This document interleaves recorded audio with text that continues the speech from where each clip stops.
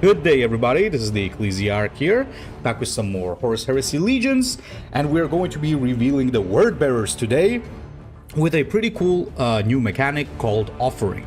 So without further ado, let's first discuss the mechanic. Offering itself is a new mechanic that essentially introduces an extra resource to the Word Bearers, but this is not going to be the standard one like Plasma or Psychic Power. Because Plasma and Psychic Power, you accumulate them and then you use them up for certain bonuses, right? However, this works in a different way. What you do is that you accumulate Offering and it stays accumulated forever. So essentially, it's not that you accumulate it in order to then use it up, but rather it's so that you reach certain milestones and your units are going to trigger bonus effects depending on how much Offering you have currently. And well, generating Offering is quite simple. You just have to have troops die during your turn. That's it. You do need to, of course, consider that the Word Bearers, Warlords are the only ones that are going to be generating this Offering. So even if you have like an Offering troop on a different faction, you're not going to be able to generate it. So basically, that is going to be the new mechanic. It's quite similar to the Faith mechanic from Warpforge. You will find it like quite familiar. The only difference is that Word Bearers are going to have an easier time accumulating it because they just have to have their troops die during their own turn.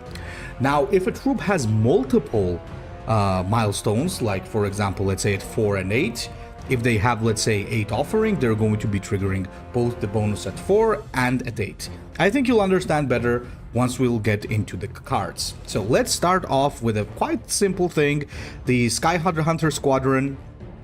For 2 energy, this is a common card, the Grelloth Sky-hunter, 2 energy, 3/1 flank. And if you have 2 Offering accumulated, this will also remove stealth from all enemies. So a lot of the factions are getting these Sky-hunters lately. And this is like a very good 2 energy flank just for quick removal. And on top of that, it also has this little bonus of being an anti-stealth if you have a little bit of Offering. So overall, a pretty good utility troop that's going to be probably present in most of the decks. Now, the next thing that we're going to take a look at here is going to be a rare, which is the Incendiary Kartho. So this is a 3 energy 4/3 unstoppable with a rally to destroy a friendly infantry and gain Demon Host twice. So Word Bearers have had these types of things quite often because, like, you know, destroy your troop, gain Demon Host. So this also means that Demon Host stays, is not getting removed.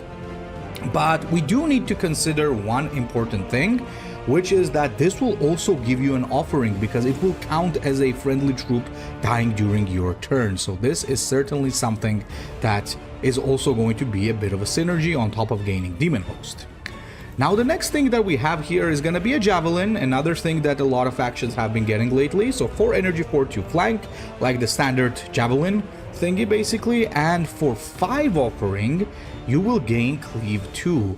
So honestly speaking, I don't know how exactly to feel about this because I think it really is going to depend how easily you can get 5 Offering, because this is a troop that you're going to be playing in the early game. It's still going to be good because it's a flank, obviously, but I think 5 might be a little bit too much for Cleave 2, but maybe I'm wrong. It's going to be evident once we're actually able to see how fast you can gain Offering and how fast you can do some combos to sacrifice a lot of troops during your turn. Now, speaking of which, now we have the first very strong Offering card, which is the epic Thulo Ranasar. So 4 energy 4/4, nothing too special there, but look at this. Offering 6, put in play a random lesser demon. So this is quite huge because this can give you some really good lesser demons. So especially I think like in terms of Khorne, there's a couple of cool things that it can give you. In terms of Nurgle as well. Honestly speaking, I think no matter what it gives you, it doesn't really matter at this point. Having a 4/4 plus a lesser demon for 4 energy, I think is going to be a huge value. So once again, it really depends on how fast you can get to 6, but once you are there, this guy is gonna be a huge spike. Like, you just play it and suddenly you have a very powerful board. I think what keeps this guy from being uber overpowered is the fact that probably you will not be able to get 6 Offering very soon. Now, speaking of a powerhouse, we finally have a Leviathan here, Leviathan Kemak. and this is an 8 energy 7/9, so nothing too special, but for 4 offering it gains a front line, so it's already going to be a very good drop. So it's going to be a 8 energy 7/9 with front line, and I assume in most cases you will have 4 offering during that time, but if you have 8 offering, you're going to gain ward and +2 health. So that is absolutely insane, because if you're at 8 when you play this thing, it's gonna be an 8 energy 7/11 ward front line, so absolute monster.